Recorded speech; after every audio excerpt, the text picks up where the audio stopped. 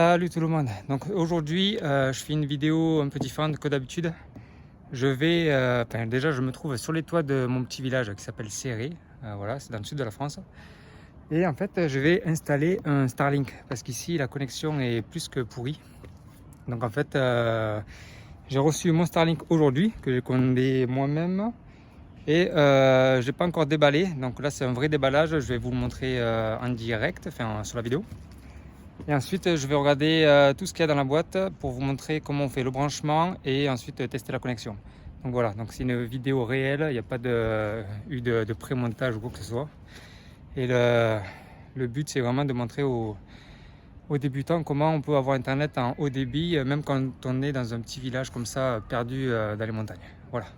Donc déjà, pour commencer, la boîte, elle est assez grosse. Donc si vous la commandez, sachez que ça ne rentrera pas dans votre boîte aux lettres. Vous voyez, si je pose ma main dessus, par exemple, vous voyez, et elle est bien fermée, elle est scellée par du scotch. Bon, on sent que c'est une boîte qui a été, alors je sais pas si elle a été reconditionnée, mais disons qu'elle a été transportée et retransportée. Voilà, c'est pas protégé. Bon, c'est une boîte un peu à l'arrache, comme on peut trouver dans les dépôts un peu partout. Là, je me trouve actuellement sur un toit. Voilà, c'est des vieux toits de village, donc je vais faire attention de ne pas glisser. Il y a même des antennes qui ne sont pas attachées. Enfin bref, c'est vraiment le chaos ici. Voilà, là-bas il y a la montagne. Et le but en fait, c'est d'avoir une vue sur le ciel le plus dégagée possible. Donc j'espère que cette façade ne va pas me faire chier. Pour que la parabole, en fait, le petit satellite vienne capter la petite parabole de Starlink. Voilà, donc je vais déballer ça en direct. Alors, il y a du scotch, c'est toujours pareil, j'ai qu'une seule main, ça va être un peu la merde. Hop, voilà, on l'ouvre comme ça. Je vais essayer de mettre le carton à plat et je vais mettre en grand angle, ça ira mieux. Donc, j'ai ouvert en direct, une seule protection pour l'instant. Ensuite, on a le pied qui est probablement en aluminium, en tout cas, c'est de la ferraille, c'est sûr. Voilà. Il est assez lourd, par contre, il faudra quand même le lester. Je ne sais pas encore comment je vais attacher le Starlink. Je pense que je vais la mettre à côté de cette petite cheminée là, avec des sangles. Je me suis préparé des petites sangles au cas où. Et je ne sais pas encore. Donc pour l'instant, on va dire que c'est une solution provisoire, le temps que je trouve des vraies attaches qui sont commandables sur le site. Et voilà. Donc ensuite, on retrouve l'antenne. L'antenne on voit qu'elle est bien poussiéreuse. Alors soit ça fait vraiment longtemps qu'elle est dans les cartons, soit elle a été reconditionnée et reconditionnée encore. Donc voilà, ça fait en taille. Je vais poser ma main dessus, ça vous donnera une idée. Voilà, donc c'est quand même assez gros, hein, ça fait 30 cm en fait, parce que ma main a fait 20. Voilà, ça fait 30 par 50 environ. Et le but c'est de l'installer. Donc ça, je vais le poser à côté. Voilà. Là, on a quoi? Une notice. Donc en fait, ils nous disent d'installer l'antenne sur son pied. Il y a juste à clipser en passant le câble juste au pied du tube. De brancher le câble au modem et le modem de le brancher à la prise d'alimentation.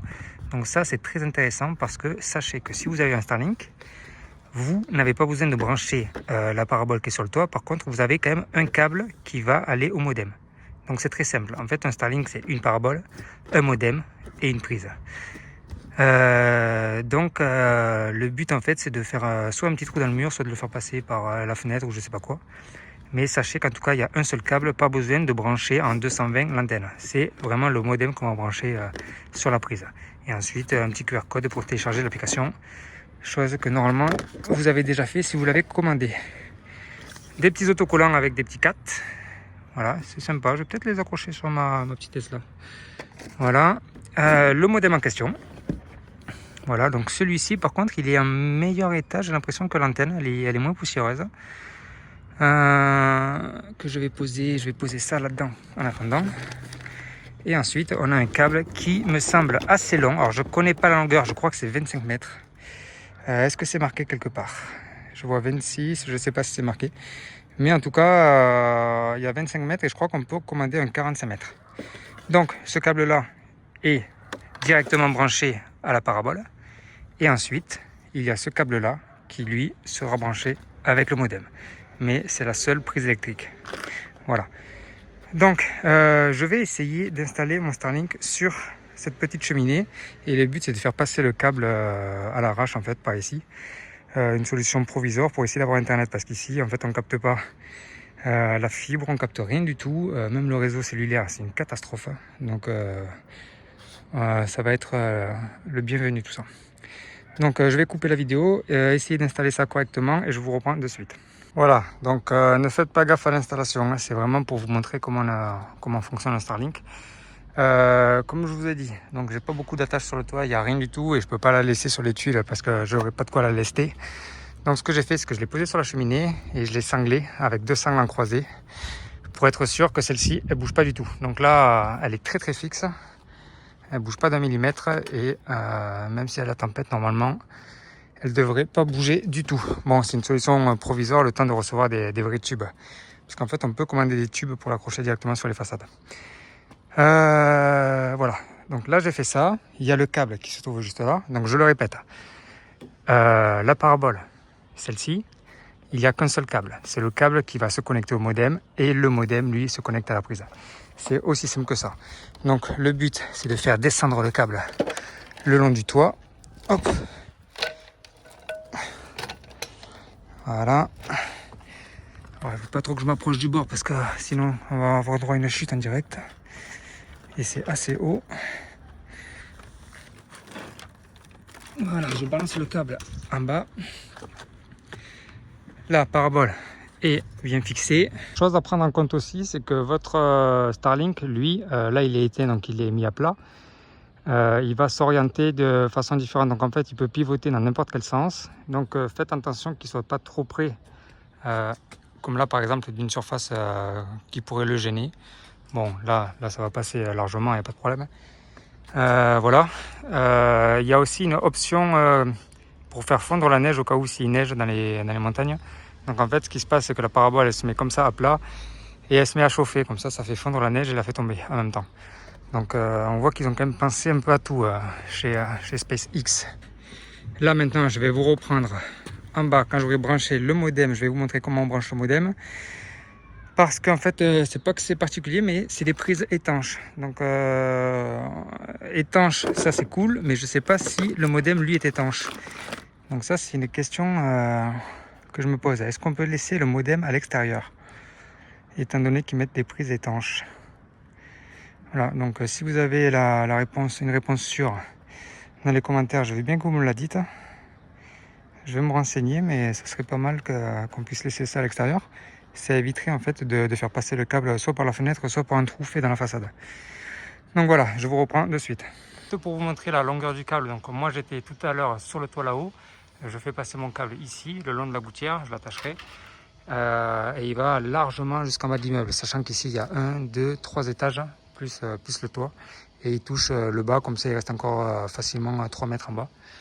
Donc voilà, le câble il est, on va dire qu'il est pas très épais, par contre il est quand même assez solide. Voilà, donc je sais pas qu'est-ce qu'il a comme durabilité. Mais en tout cas, niveau de la longueur, c'est nickel. Le câble d'origine, ça va être largement suffisant pour la majorité des gens. Voilà, j'ai fait passer le câble, comme je vous ai dit, de haut en bas sur mon balcon. Là où se trouve le modem, donc en dessous, il y a 2 choses à brancher. Donc la prise, comme je vous ai dit, en 220, et à côté, une sorte d'USB, alors c'est pas du type C, c'est un USB un peu spécial, je sais pas ce que c'est. En gros, ça ressemble à ceci. Voilà, et on voit qu'il y a du caoutchouc pour que la prise soit étanche. Donc là, j'ai qu'une main, on va essayer quand même de le faire à une seule main. Voilà. Et j'espère que c'est bon. Voilà, alors c'est nickel parce qu'en fait, on ne peut pas se tromper parce que vous avez vu, l'angle il est en biseau. Donc la prise, vous ne pouvez pas vous tromper de sens. La câble d'alimentation, pareil, étanche aussi. Donc j'imagine que la prise, enfin que le modem lui est étanche aussi. Donc là, ça va être un peu plus délicat. Alors, je m'excuse pour le plan de vue. Voilà, on le met par-dessus. Voilà, il faut bien enfoncer. Et à partir de là, le modem, il reste ici. Dedans ou dehors, ça c'est vous qui voyez. Il y a juste à le brancher là. Et on va aller voir ce qui se passe tout de suite sur le toit. Le modem, on va le laisser là. Et en fait, c'est ce que je vous disais, la difficulté. Le câble est assez long. Par contre, c'est pour le faire entrer dans la maison. En fait, il y aura toujours un câble. Soit celui de l'alimentation, soit celui du modem en fait, celui qui vient de la parabole au modem, qu'il faudra faire rentrer par vos propres moyens dans la baraque. Donc soit percer un vieux mur comme celui-ci là, qui est tout pourri là. Ça c'est possible, par contre quand vous avez une belle maison, ça fait chier. Donc si vous avez une solution pour ça, pour faire passer un câble, dites-le moi. Donc voilà, je remonte sur le toit. Et j'ai pas ouvert l'application ni rien. Je fais vraiment tout ça en direct comme si c'est vous qui l'installez. Je l'ai juste branché. Et tout de suite on s'aperçoit que la... Putain, je suis essoufflé à force de monter et descendre. On s'aperçoit que la parabole elle s'est mise tout de suite à l'horizontale. Donc je sais pas pourquoi elle se met là. Peut-être qu'il y a un satellite juste au-dessus. Peut-être pas. Et maintenant je vais faire un screenshot pour vous montrer en fait sur l'application comment on configure la Starlink, sachant qu'encore une fois, moi je ne l'ai jamais fait, je le fais en même temps que vous pour que vous puissiez le faire le jour où vous en commandez une. Donc voilà, donc je récapitule, on l'installe, il y a un seul câble, le câble il va au modem et le modem on le branche à la prise, rien de plus. Voilà, donc là je suis sur mon iPhone, donc on va ouvrir l'application Starlink que vous aurez téléchargé juste avant. On tombe sur ce menu là, faire démarrer la configuration. On choisit le Starlink parce qu'il y a eu plusieurs modèles en fait. Donc nous c'est le premier, le standard, le rectangulaire. Confirmer. On trouvait un endroit où la vue, le ciel est dégagé. Alors là c'est assez rigolo parce que soit vous êtes sûr de votre emplacement, soit en fait vous pouvez scanner le ciel avec le smartphone. Et donc moi je vais marquer rechercher des obstructions. C'est juste pour vous montrer en fait. Donc là ils nous disent de trouver une zone ouverte et de scanner tout le ciel. Donc je suis prêt. Et là regardez, je scanne le ciel. En fait, je fais juste un 360 autour de moi et j'espère que vous m'entendez bien parce que j'avais le doigt sur le micro de l'iPhone, ça fait chier. Donc vous voyez, là on voit le mur que je vous disais tout à l'heure, donc là probablement qu'il y aura un petit défaut. Et voilà, donc j'ai scanné le ciel, je fais voir les résultats. Et on va voir, donc il marque que des obstructions à cet endroit peuvent provoquer des interruptions avec navigation sur le web, appel vidéo, etc. Tout simplement parce qu'en fait, vous voyez, le tout petit bout rouge qu'il y a ici, c'est le petit mur là qui gêne, donc en espérant que le satellite ne se guide pas par là-bas. Bon, ça fait vraiment une petite surface, donc on va espérer que tout va bien. Et on fait configurer ici. Et donc Starlink est configuré. J'appuie. Ils nous disent de le brancher, c'est fait. Connecté au réseau Wi-Fi Starlink. Alors, connectez-vous à votre réseau Wi-Fi Starlink dans les paramètres de votre appareil, puis revenez. Cela peut prendre jusqu'à 30 secondes pour s'afficher. Donc, en fait, il nous propose directement en fait, d'ouvrir les paramètres de l'iPhone. Starlink est apparu, donc je clique dessus, je reviens sur l'application, il se connecte et là, Starlink couplé avec succès. Votre téléphone est connecté à Starlink. Ensuite, connectez votre Starlink à Internet et optimisez votre configuration. On fait continuer, donc routeur non configuré. Appuyez pour terminer la configuration, donc c'est ce qu'on va faire. Nom du réseau, alors mon réseau Starlink, je vais marquer juste Starlink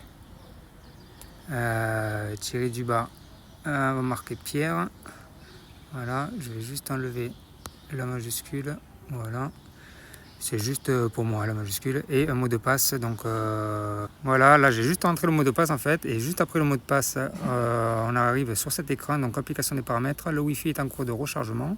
Et voilà, j'ai rejoint le réseau Wi-Fi. Tout de suite, il me dit qu'il y a une mise à jour logicielle qui est disponible. J'ai laissé faire la mise à jour et là, on est directement sur le menu. Alors, je suis désolé s'il y a un bruit de fond parce que c'est vachement bruyant ici dans les apparts. Le menu, au-dessus, on retrouve notre satellite avec écrit en ligne. Donc, c'est que tout va bien. Les statistiques, bon, je vous laisserai faire des pauses sur écran si vous voulez jeter un œil là-dessus. On a le réseau avec les appareils connectés, donc j'ai connecté quelques appareils, là j'ai eu 5 minutes entre la mise à jour. Voilà. Les obstructions, c'est ce qu'on a vu tout à l'heure, c'est quand on scanne le ciel. Test de vitesse, donc test de vitesse, là je me trouve sur l'étage du dessus et on est sur l'iPhone. Sur l'ordinateur, je vous mettrai des captures d'écran. On arrive facilement en Wi-Fi entre 200 et 250 mégabits, donc c'est juste énorme. Voilà, je l'arrête. Ensuite, on a quelques paramètres où on peut reconfigurer son réseau Wi-Fi, le renommer, tout ça. On peut redémarrer le routeur juste en faisant un glisser comme ça, c'est assez drôle. On peut filtrer du contenu. On peut faire après des paramètres avancés, bon on va pas aller s'aventurer là-dedans, et ensuite réinitialiser les paramètres d'usine, ça peut être utile au cas où. Et donc ça c'était le routeur, et là on est sur l'onglet Starlink, pareil, donc le mode neige, le snow melt, En gros, ça permet de faire fondre la neige, comme je l'ai expliqué tout à l'heure. Programme du mode veille. On peut mettre la parabole en veille la nuit si par exemple vous n'utilisez pas. On peut redémarrer aussi la parabole et on peut la plier quand on veut la ranger dans sa boîte pour se déplacer par exemple. Ensuite, on a l'assistance avec toute la FAQ. Donc j'ai un peu fouillé là-dedans, c'est assez complet. Voilà, vous irez voir si ça vous intéresse. Et ensuite, en haut à droite, on a le petit compte, en fait, donc avec vos mails, vos relevés, vos factures et tout ça.